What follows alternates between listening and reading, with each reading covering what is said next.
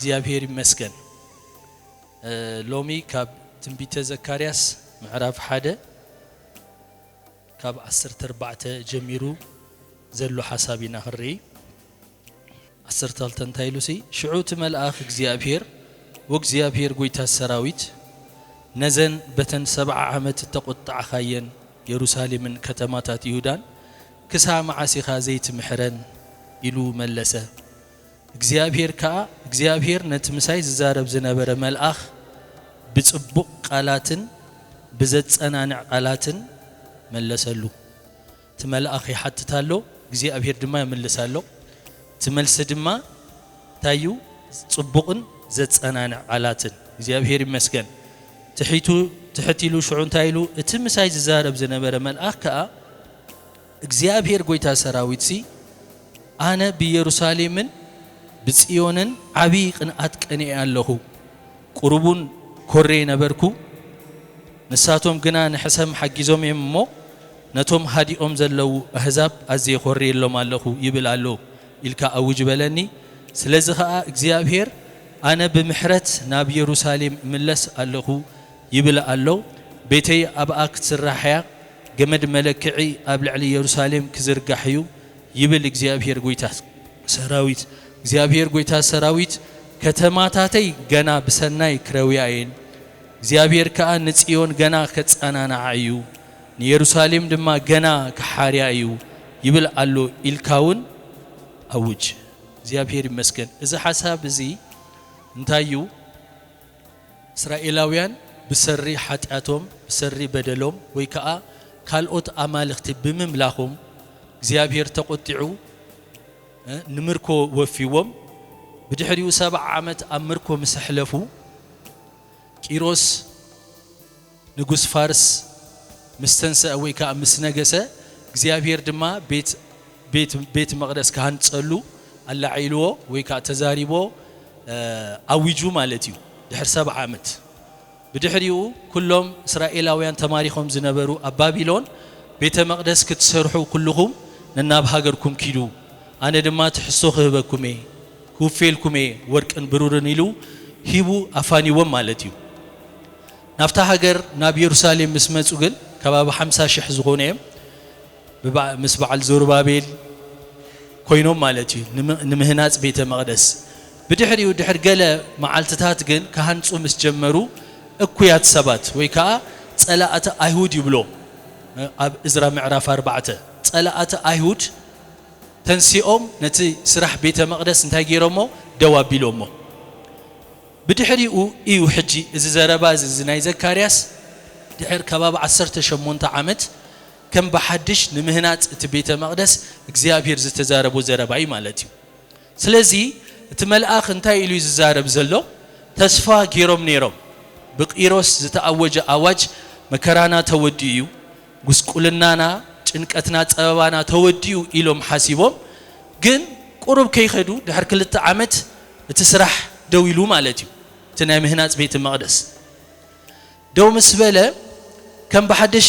ኣብ ፍርሕን ጉስቁልናን ይማአትዩ ሽዑት መልአኽ እንታይሉ ኣብ ክንድ እቲ ህዝብ ኮይኑ ማለትዩ ወእግዚአብሔር በተን 7 ዓመት ተቆጣዕ ኻየን ኢየሩሳሌምን ከተማታት ይሁዳን ክሳ ማዓሲኻ ዘይት ምሕረን ኢሉ ሓቲትዎ ክሳ ማዓሲኻ ዘይት ምሕረን 7 ዓመት መከራሪኦም እስራኤላውያን አዝዩ ናይ ጸበባ እዋን ኣብ ዩኤል ብዛዕባ እዚ ክዛረብ ከሎ እንታይሉሲ ተማሪኾም ጥራይ አይኮኑን ምርኮ ጥራይ አይኮን ረኺቦም እንታይ ዳ ዋላ ትምድሮም እንታይሉ ካብ አንበጣ ዝተረፈ ኩብኩብታ ካብ ኩብኩብታ ዝተረፈ ጎደበ ካብ ጎደበ ሓሰኻ እንዳበለ ትመከሮም በኩሉ ሸነኻት ከም ዝነበረ 7 ዓመት ናይ ኢየሩሳሌም ምርኮ ማለትዩ بدحريو ግን ተስፋ ረኺቦም መከራና ተወዲዮም ኢሎም ከም በሐድሽ ከአ ደው ኢሉ ሕጂ ትመልአኽ ግን ከምዚ ኢሉ ሓቲትዎ ማለት ከሳዕ ማዓሲኻ አይተወደ እንዲዩ ትመከራ ኢሎ እግዚአብሔር ግን ታይሎ ብጽቡቅ ቃላትን ብጸጸናን ቃላትን ታይገበረሉ መለሰሉ እግዚአብሔር ይመስገን አሜን ምናልባሽ እኮ እግዚአብሔር እንታይ ክብል መኻለ አይ በደሎም አዝዩ ብርቱዕ ስለዝነበረ ክፍአቶም አዝዩ ብርቱዕ ስለዝነበረ ገና ክቅጽል ይት መከራ ክብልኩም መኻለ ስለምንታይ ቀንድ መከራ ቀንድቲ ምርኮ ናይ እስራኤላውያን ካብ በዓል ንግስነት ናይ ምናሴ ጀሚሩ ስለዝነበረ በዓል ምናሴ ኸኣ እቲ ክፍኣቶም እቲ ኃጢአቶም እንታይ ይብል ንኣምላኽ ከኾርዮ ኢሉ ዝብል ቃል ኣሎ ከኾርዮ ኢሉ ሲ ኣብ ቤት መቅደስ ከይተረፈ ጣዖታት ይገይሩ ኣብ ቤት መቅደስ ከይተረፈ ናይ በዓል ምናሴ ኃጢአት ማለት እዩ ብድሕሪውን አሞን ወዱ ኩሎም ብኸምዚ ታእሹም ዝበሉ እዮም ነይሮም ስለዚ ክብል ምኻአለ ነይሩ እግዚአብሔር هو ኃጢአቶም ብርቱዕ ስለዝኾነ ክፍኣቶም ብርሱሕ ስለዝኾነ ገና አይተወደን ክብል ምኻአለ ግን እግዚአብሔር ታይ ዝብል ዘሎ ብጽቡቅ ቃላትን ብዘጸናና ቃላትን መለሰሉ ይሉ እንታይ እቲ ጽቡቅ ቃላት እንታይ እቲ ዘጸናና ቃላት እንታይልና ትሕቲሉ እንታይሉ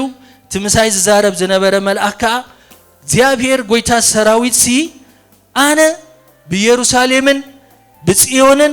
ዓቢ ቅንዓት ቀኒ ኣለኹ ኢሉ ክብርና አምላኽ ይኹን እግዚአብሔር እንታይ ገይሩ ዓቢ ቅንዓት ቀኒዩ ስለምን ስለ ህዝቡ ህዝቡ እኮ ዝበደሉ ህዝቡ እኮ ኃጢአት ዝገበረ ህዝቡ እኮ ግን እግዚአብሔር ሩህሩህ ስለዝኾነ እግዚአብሔር አምላክ ኪዳን ስለዝኾነ ስለ ህዝቡ ግን እንታይ ገይሩ ዓቢ ቅንዓት ቀኒ ኣለኹ ኢሉ ክብርና አምላኽ እዚዩ እቲ ዘጸናንዕን ጽቡቅ ቃላትን ዝብሎ እዚዩ እግዚአብሔር ይቀንዕ ማለት እዩ ይቀንዕ ዓቢ ቅንዓት ቀኒኤ ኣለኹ እንታይ ማለት እዩ ዓቢ ቅንዓት ቀኒኤ ኣለኹ አነ ቀና አምላኽ ዝብል ቃል ንረክብ ኢና ምሽ ብዘካይ ካል አምላኽ አይተምል አነ ቀና አምላኽ እዚያ ግን ንኸም አይኮነትን እንታዩ እግዚአብሔር ናትና ጽቡቅ ከምር ላይ ዝተላዓለ ሰሌና ዝቀንኦ ቅንዓት እዩ አሜን ሰሌና ዝቀንኦ ቅንዓት ክብርና አምላኽ ይኹን እግዚአብሔር እቲ ሁሉ ዝኽእል አምላኽ ክቀንዓልካ ከሎ ዓብ ነገር እዩ እስራኤላውያን ተማሪኾም እዮም ተዋሪዶም እዮም ብጭንቀት ብሽግር ሕሊፎም እዮም እግዚአብሔር ግን ፍታው አይነበረን እግዚአብሔር በተን መዓልትታት እዚዚ ባህ አይብሎ ነይሩ ማለት እዩ ሕጂ ግን ታይገብር ኣለኹ ኢሉ ዓቢ ቅንዓት ቀኒ ኣለኹ ክብርና አምላኽ ይኹን ስለዚህ እዚኣ ክትወስዱ አደለ እግዚአብሔር ስለና ዓቢ ቅንዓት ቀኒ እዩ አሜን እንታይ እቲ ቅንዓት እንታይልና ንጽቡቅና እዩ ንሰናይና እዩ ትሕቲሉ ኮንታይሉ መስለኩም እግዚአብሔር ጎይታ ሰራዊት ከተማታተይ ገና በሰናይ ክረውያየን ይሉ እግዚአብሔር ካንጽዮን ገና ከጻናናዓይ አሜን እዚ ብውልቅ ንውሰዶ በስድራ ቤት ንውሰዶ በቸርች በሀገር ንውሰዶ እግዚአብሔር ክቀንዕ ከሎ ምጽነናዓይ ዝበዝሕ ማለት እዩ ጽቡቅ ነገር ይዝበዝሕ ማለት እዩ ክብርና አምላኽ ይኹን ኣብ ዮኤል 2:18 እንታይሉሲ እግዚአብሔር ነሃገሩ ቀንዐ ኢሉ ነሃገሩ እንታይ ገበረ ቀንዐ ንህዝቡ ድማ ረሕረሐ ኢሉ ክብርና አምላኽ ይኹን እግዚአብሔር ይቀንዕ ንጽቡቅና ማለት እዩ ንሰናይና ንበረኸትና ንዓወትና ይቀንዓልና ብድሕሪው ድማ እንታይ ይገብር ይረሕረህ ክብርና አምላኽ ይኹን ምቅናዕ ማለት መቼም ኣብ ተግባር ዘይመጸ ናይ ውሽጢ ሓሳብ እዩ ጎይታ ኢየሱስ ክርስቶስ ቅንዓት ቤት ካበልዓኒ ዝብል ተፈጺሙ ያው ብዛዕባ ቤት መቅደሲ ጎይታ ይቀንዕ ነይሩ ናብ ግብር መሐሊፉ ማለት እዩ ስለዚ እግዚአብሔር ቀኒ ኢልና ብድሕር ምቅናዕ ግን እንታይ ገይሩ እግዚአብሔር ንህዝቡ ድማ ረሕረሐ ኢሉ አሜን ስለዚ እግዚአብሔር ክቀንዕ ከሎ ቀኒ እዩ ማለት ተመኒዩ ማለት አይኮነን ቢሂጉ ሐሲቡ ጥራይ አይኮነን ታይዳ ገለ ነገር ክገብር ይጅምራሎ ማለት እዩ ንሕና ክንባረኽ ክደልየና ከሎ ንሕና ክንጻናናዕ ንሕና ክንዕወት ክደል ከሎ ክቀንዕ ከሎ ዝስዕብ ነገሩን ኣሎ ማለት እዩ አሜን እግዚአብሔር ጎይታ ሰራዊት አነ በኢየሩሳሌምን በጽዮንን ቀኒ ጥራይ አይኮነን ይሉ እንታይዳ ዓቢ ቅንዓት ቀኒ ኣለኹ ኢሉ ከም ጉቦ አምላኽ እግዚአብሔር አምላኽ መስኡ ዝኾነ ህዝቢ ካለ አይነት ናብራ ክነብር ይዝግቦ ነይሩ ናብራ ኢየሩሳሌም ናብራ ይሁዳ ማለት እዩ ብሰራ ኃጢአቶም ግን ተዋሪዶም ብሰራ ኃጢአቶም ግን ኣብ መላገጽን ውርደትን አትዮም ብዙሓትዮም ዘዋርዶም ነይሮም እዚኦም ባሕሪ ተሰንጢቁ ዝሓለፉ ዝበሃሉ ህዝቢ ዝበሃሉ እዮም ነይሮም ሓደ ግዜ أبيوتنا كم عينة نجر نحل في نامش እግዚአብሔር ጌዲዮን ከሙ ይሉ አንተ ኃያል ጅግናስ ይሎ እግዚአብሔር ምሳኻ ይሎ هو ይሉ ጌዲዮን እግዚአብሔር ምስኡ ዝኾነ ሰብዳ ከምዝ ንሕና ንሓልፎ ዲና ዝሐልፍ ንመላእኮ ይሎ እስኪ ሕሰቦ ይሎ እግዚአብሔር ምስኡ ዝኾነ ሰብሲ እንታይ ይገብር ነበር ይሉ ካብ ማንዩ አማሌቅ ዲው ካብ ሚድያናውን ከሐብ ኢሉሲ አብ መጽመእ ወይኒ እንታይ ዝዘብጥ ነይሩ ስረ አብ መጽመእ ወይኒ ኮይ ዝዘብጥ ነይሩ አንተ ኃያል ጅግና እግዚአብሔር ምሳኻዩ እግዚአብሔር ምሳና ኮይኑ እግዚአብሔር ምሳይን ተዝኸውንሲ ከምዝና ሐልፎ ማሐለፍና ከመኑ ብሊና ምሽ ሓደ ሓደ እግዚአብሔር ህይወትና ወናይ በዓል ጌዲዮን ምኽንያት ነይሩ ናይ እስራኤላውያኑን ምኽንያት ነይሩ ክዋረዱ ክጭነቁ አብ ጸበባ ከአቱ ምኽንያት ነይሩ እግዚአብሔር ጻድቅ አምላኽ እዩ ከምኡ ከሎ ግን እግዚአብሔር ፍታዊ ኮነን ማለት ነው ህዝቡ እግዚአብሔር በመከራ ህዝቡ በዕንወት ህዝቡ በውርደት ህዝቡ በህዝቡ ብሎ ግን አይኮነን እግዚአብሔር ስለ ህዝቡ ይቀንዩ አቢ ቅንዓት ይቀንዩ እግዚአብሔር ይመስገን አብ ቅንዓት ደስ ያትብለን እዛ አብ ቅንዓት ሓደ ቅንዓት ኮፋል አለምሽ تحت زبالة قناعات له برتع زهون قناعات له مالتي أب محلي ديو انتايلو فقري كموت حيالا إلو قناعات هادما كم سيول انتايو برتع وقناعات ساعات له مالتي برتع له نابقله نمئتاو نقله نجر نمقبارسي زخئله كان نجري مالتي سلازي እግዚአብሔር በቃ ደሃኔ መከራኦም ተወዲዩ ጽቦክ ገብረ ሎም አይኮነን እንታይ ዳ አቢ ቅንዓት ቀኒ የሎም አለሁ እንታይ ማለት ይኩዋረዱ ይደልኔ ከሐፍሩ ይደሉኔ አይደልኔ ታይዳ ክባረኹ ሰላም ከሆነሎ እግዚአብሔር ይመስገን አሜን እዚያ ነዓይ ኢልና ንሰዳ አሜን እግዚአብሔር አቢ ቅንዓት ቀን አላዩ ክብርና አምላኽ ይሁን ስለዚህ እግዚአብሔር ምስቀነ አብ ቅንዓት ምስቀነ ተኻላአይ ትስዕብ እንታያ رحرحينا أملاخي እግዚአብሔር هو زي يقبأنا يو تيجي كاب أملاخ نرخو أي يقبأنا نيو جن أملاخ يرحرحنا مالتي እግዚአብሔር نهاجرو قنأ يلو نهزبو جمان تاي جبره رحرح أمين رحرح بقى يرحرحنا سكو يمكن بلو زلنا حجي እግዚአብሔር زقال كهبنا خلونا عيو እግዚአብሔር سلي يقنيو عبقنا عتقنا على يو እግዚአብሔር أبوكوا نودو أنا قالوا مش صبوك كركب كعوت يقنن كوي أبو እግዚአብሔር دا እግዚአብሔር يمسكن እግዚአብሔር حبيك أنا أتقنيو نهزبو دما رحرحيو كبرنا أملاخ يكون دحرين تايلو بزي سلازي እግዚአብሔር أنا بمحرت ناب يروساليم ملسالكو تي حنتي كل جزء أبي وتنا كن حزاز لنا نجر أب يهوداديو نتي نبزل ألم هيوت كبس حكم زخ المحرت قويتنا تتصبقوا ميلو محرت قويتنا تتصبقوا እግዚአብሔር بمحرت نابانا انتزي من لسنيرو تناتنا قبري تناتنا دخام فتصيمو ناب أملاخي مقربنا እግዚአብሔር ግን እንታይሉ ቀኔ የለኹ ረሕሪሕ የለኹ ብምንታይ ከመለሳለኹ ይሉ بمحرت መለሳለኹ ይሉ አሜን ግብርታትና ብዙሕ ከቢድ ነገር ከሆነ ኸእልዩ سنفنانا بزح قاون خيليو እግዚአብሔር ግን ታያዳሊ محرت አዳሊ ማለት እዩ አሜን بمحرت ሀብታም ይሉ محرቱ ዘይውዳ ይሉ እግዚአብሔር ይመስገን محرت አምላኽ አይውዳኒ አምላኽና بمحرت ሀብታም እዩ ክብርና አምላኽ ይሁን ብድሕሪኡ እግዚአብሔር بمحرت مستملሰ መጀመርታ ክኸውን ዘለዎ መጀመርታ ከውን ዘለው ግን እንታይሉ ስለዚህ እግዚአብሔር አነ በመሕረት ናብ ኢየሩሳሌም መለሳለሁ ይብላለው ቤተይ አብአ ክትስራህ አሜን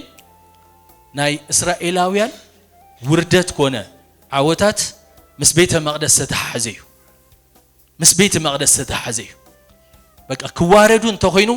አገልግሎት ቤተ መቅደስ እንድሕር ዓጽም ትውርደቶም ይጅምር ትመጀመር ከሙ ይበቃ ቶም ነገስታት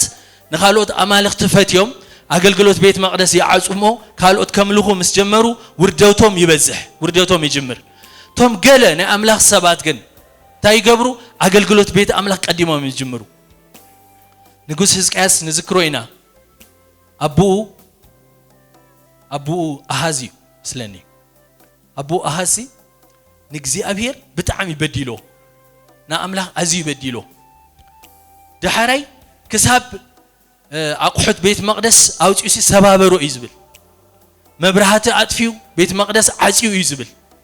በቃ አገልግሎት ቤት አምላክ አገልግሎት ናይ አምላክ ሲ ከም ዝዕጾ ገይርዎ ውርደቱ መከሩ እኻ በዚሑ ሕጂ ሕዝቅያስ ዝኹሉ ከዓብ ከሎ ምስኡ ትምክንያታት ይሪኦ ነይሩ አገልግሎት ቤት መቅደስ ተዓጺው ዕጣን አይዕጠንዩ መብራሃት ቤት መቅደስ አይበረህን ስለዚህ ትውርደት እትስዕረት ምስበዝሐ ንሕዝቅያስን እዝግን ተማሂሩልዩ ዝገርመኩም ሕዝቅያስ መጀመርታ ንጉስ ምስኮነ ናይ መጀመርታ ዓመት ኣብ ቀዳመይቲ ወርሒ አጥብ ቀዳመይቲ ዓመት ኣብ ቀዳመይቲ ወርሒ ጉዳዩ ምስ ቤት መቅደስ ይገይሩ ኣብ 29 ካልኣይ ዜና ንረኽቦይና ኣብ ቀዳማይ ዓመት ቀዳመይቲ ወርሒ ናተይ ጉዳይ ምስ መኒው ኢሉ ምስ ቤተ መቅደስ አገልግሎት ቤተ መቅደስ ከም ትጉቡእ ክኸይድ ከሎ እግዚአብሔር አብኡ ክምለኽ ከሎ እግዚአብሔር ክኸብር ከሎ ናትና ዓወት በዝሕ ሕጁን ከምዚ ዝብል ዘሎ አነ ብምሕረት ናብ ኢየሩሳሌም ክምለስ ኢሉ ቤተይ ድማ ክትስራሕ ኢሉ መጀመርታ ቤተ መቅደስ ይስራሕ ማለት እዩ ኣብ ህይወትና እዝታት ነስተውዕሎ ሓደ ግዜ ሰይጣን እንታይ ይሕድገና መስለኩም እትና አምላክ ምዕጣና ይሕድገና መባህርህትኩም ብሩህ ይኹን ኢሉ ስለዚህ መጀመርታ ናአማኒ ሰይጣን ካል ክዕወተሉ እንድሕደሪ መጀመርታ ዝገብሮ እንታይ መስለኩም አገልግሎት ቤተ መቅደስ ከም ዘዕጾ ገብር ማለት እዩ ናይ ጸሎት ጊዜ ናይ አምልኾ ጊዜ ዘይብልካ ገብር ረዲና ስለዚህ መጀመርታ ቤተይ አቡ ክትስራሕ ኢሉ ንዝክሮይና ምሽ ኣብዚ ናይ በዓል ነህምያ ናይ በዓል እዝራ ታሪክ ተንቢብና መጀመርታ ምስተመልሱ ቤት መቅደስ ያተሃኒጻ መጀመርታ ቅድመ ካለ ነገር ማለት እዩ በድሕሪ እዝራ ድማ ስርዓታት ክምህር ከይዱ ነህምያ ድማ መካባቢያ ክነድቕ ከይዱ አቀድሙ ክቅድም ዘለዎ ግን እንታዩ አገልግሎት ቤት መቅደስ ክቅድም አለ አሜን እወ ቅንዓት ናይ እግዚአብሔር ኣብ ህይወትና ክፍጸም እንተ ኮይኑ ኣብ ዘጻአት ከሙ ኢሉ አማ አከልኩም እንት ክነብርሲ እንታይ ግበሩ ለይሉ መቅደስ ስርሑ ለይሉ ኦኬ መቅደስ ምስተሰርሐ እግዚአብሔር አምላክ ክብሮም አምላክ በረከቶም አማ አከሎም ነብር ናይ እግዚአብሔር በረከት ናይ እግዚአብሔር ክብሪ በምንታዩ በምህላው ቤት መቅደስ እዩ ማለት እዩ አሜን ስለዚህ እሱታት ይዘርለና ማለት እዩ እቲ ናይ እግዚአብሔር ቅንዓት ናዕና ዘለዎ ክብሪ ዘለዎ ሰላም ዘለዎ ዕረፍቲ አባና ክፍጸም እንተ ኮይኑ መጀመርታ ዝድለ ካባና እንታዩ አገልግሎት ቤት መቅደስ ክህሉ አለዎ ማለት እዩ አሜን እወ አገልግልቲ ቤት መቅደስ ከአቱ ከለው ዕጣን ማዓልታዊ እዮም ዝዓጥኑ እግዚአብሔር ዝኸውን ጥዑም ጨና ዕጣን ያዓጥኑ እዮም ክወጹ ከለው ሲ ክዳውንቶም እንታይ ይጨኑ ዕጣን ይጨኑ አበይ ያለው ማለት እዩ አበይ ወዒሎም አፍቲ ቤት መቅደስ ሓደ ጊዜ አስተውዒልኩም ኣለኹም ብኸምኡታት ተቀኒኻ አምልኾ ብብሕቲ ማለት እዩ ናይ ቃል ጊዜ ናይ ጸሎት ጊዜ እንተቀኒኻ ይርዳእካ እዩ ማለት እዩ ይርዳእካ እዩ እንድሕር ካብኡ ኣብኡ ለኻ ግን ዘረባኻ ፍሉጥ እዩ አተሓሳስባኻ ፍሉጥ እዩ ዕጣን ሳይትጨኑን ኢኻ ማለት እዩ ሩዲ ይምሽ ስለዚህ ናይ እግዚአብሔር ቅንዓት አባና ክፍጸም ክጋሃድ እንተ ኮይኑ ታ መጀመርታ አባና ክትረአ ዘለዋ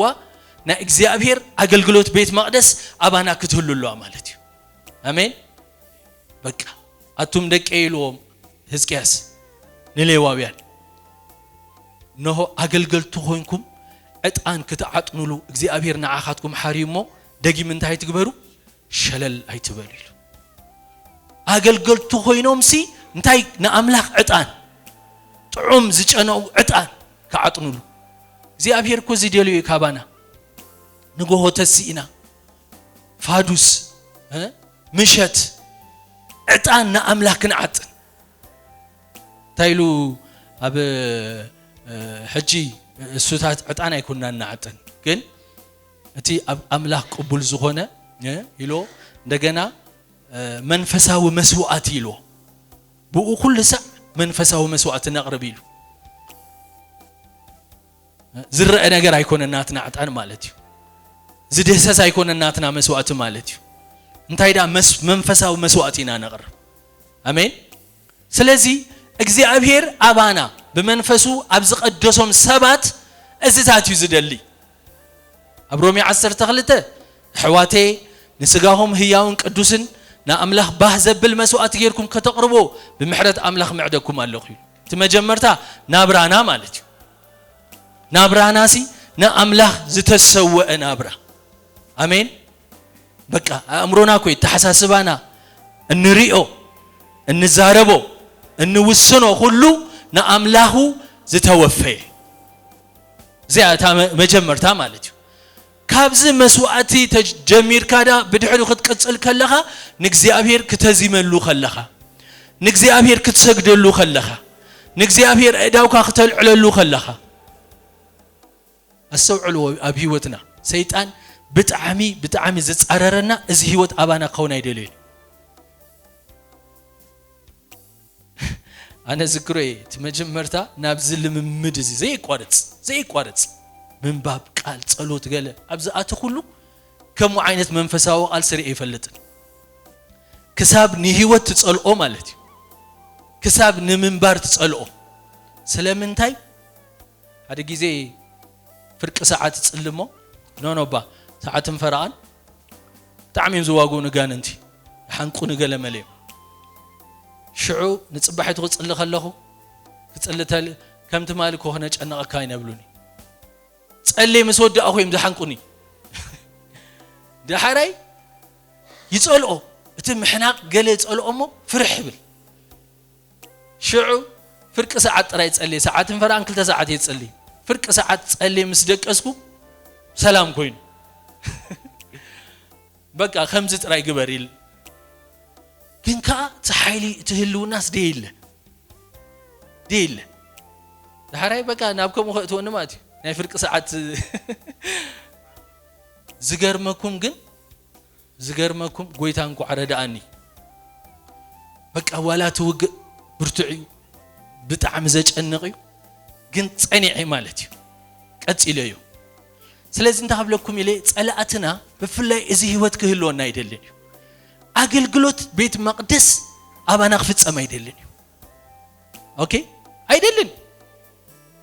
ሐደ ጊዜ እኮ ናአምላኹ ዘየምልኽ አገልጋል ክህሉ ረዲኩም አባህላይ ተማለም ምስቲነ እሽከሙን ባህል ነርና ተሐቀኛ አምልኾ አቤት ካን ገለተም ልኾ ይምሽ አብዝኮ አነ ጽቡቕ ዝምረልኩም ኸሊ ትሪኡኑ ስለዘለኹም ይለ ማለት ይረአ በአኹም ስለዘለኹ ይለዚ ዳዊ ብዙ ነገር አክሽናት ማለት ሐቀኛ ግን አቤትና ማዓልታው ንገብሮ ነገር አባ እግዚአብሔር ይመስገን ስለዚህ መባረትና እንታይ ክኾናሉ ብሩክ ክኾናሉ ንአምላኽና ድማ ማዓልታው ዕጣና አጥንሉ ክብርና አምላኽ ይኹን ታና ዩኤልሲ بتعم تجرم حسابيا كبرنا أملاخ يكون تايلوسي እግዚአብሔር نهاجرو قنأ نهزبو رح እግዚአብሔር نهزبو ملسلو بلون إنه أنا أخلن وينن زيتن كسدلكم بو خا كتصقويو آمين نا እግዚአብሔር مملاس ريزالتو زي مالتي تواريدوم يمنيرم هجيجن أنا أخلن وينن زيتن كسدلكم بوها ختصقويكم دحرزي أما أكل هزبتات من لاقتي هيك جبركم نه نتسميناوي كابختكم كرحقي تزج النقم مالتي تزواردهم مالتي ناب درقن زعنون مدري كسوقي قصو ناب مبرع أو بحري زبانوخا ناب معرا وبحري عبي نجر غيري مو مبد بعدو خوص ممشماشو دما خديبي أتهاجر እግዚአብሔር አቢ ነገር ገይሩ ይሞ አይትፍርሂ ተሐጎሲ ባሁኒ በልኪ አቱም እንሳመሮር ተመጓሰ ይበረኻ ለምሊሙ ውጽኢትና አምላኽ መምላስ ይዚ ማለት አብ ህይወትና አብ ቤዝና ኣብ ቸርች እዝታት ነገር ክኸውን ከሎ በዚ ነገር ክንክበብ ንጅምር ማለት እዩ ክብርና ኣምላኽ ይኹን ኣቱም እንስሳ መሮር እቲ መጓሰይ በረኻ ለምሊሙ ኦም ፍሪኡ ይፈሪ ኦም በለስን ተኽሊ ወይንን ከኣ ሓይሉ ይህብ ኣሎሞ ኣይትፍርሁ ኣቱም ደቂ ጽዮን ዝናብ ጽድያ ብልክዕ ይህበኩም ዝናብ ጽድያን ጽባሕትን ከም ቀደሙ የውርደልኩም ኣሎሞ ተሓጎሱ ብእግዚአብሔር ኣምላክኩም ባህ ይበልኩም ኣዑዲ ከኣ እኽሊ ክመልእ መጽመቁታቱን ወይንን ዘይትን ክጅርብብ እዩ ኣነ ከኣ እቶም ኣንበጣን ኩብኩብታን ጎደበን ሓሰኻን ኣባኻትኩም ዝሰደድኩ ዓቢ ሰራዊተይ ዝበልዕን ዓመታት ክኽሕሰኩም እዩ ክብርና ኣምላኽ ይኹን ክሓሳ ይኸውን ማለት እዩ ኣሜን ትዝኸሰርካዮ ዘመናት ኩሉ ሕጂ ግን ክሓሳ ኸውን ማለት እዩ ክብርና ኣምላኽ ይኹን ክኽሕሰኩም እዩ መብልዕ ክትበልዑ ክትጸግቡን ኢኹም ነቲ ተኣምራት ትገበረልኩም ስም እግዚአብሔር ኣምላክኩም ድማ ከተመስግኑ ኢኹም ህዝበይ እውን ዘለዓለም ኣይሃንኸን ክብርና ኣምላኽ ይኹን ስለዚህ ተሓሳብ ሒዝና የለና ምሽ እግዚአብሔር ንህዝቡ ይቀንእ ወይ ከዓ ዓብቕና ኣትቀንእ እግዚአብሔር ይመስገን እግዚአብሔር ንውልቅና ከምኡ እዩ ንስድራ ቤትና ከምኡ እዩ ንቸርች ከምኡ እዩ ንሃገር ከምኡ እዩ እግዚአብሔር ይመስገን እግዚአብሔር ንሃገሩ ቀንአ ንህዝቡ ድማ እንታይ ገበረ ራሕረሐ ክብርና ኣምላኽ ይኹን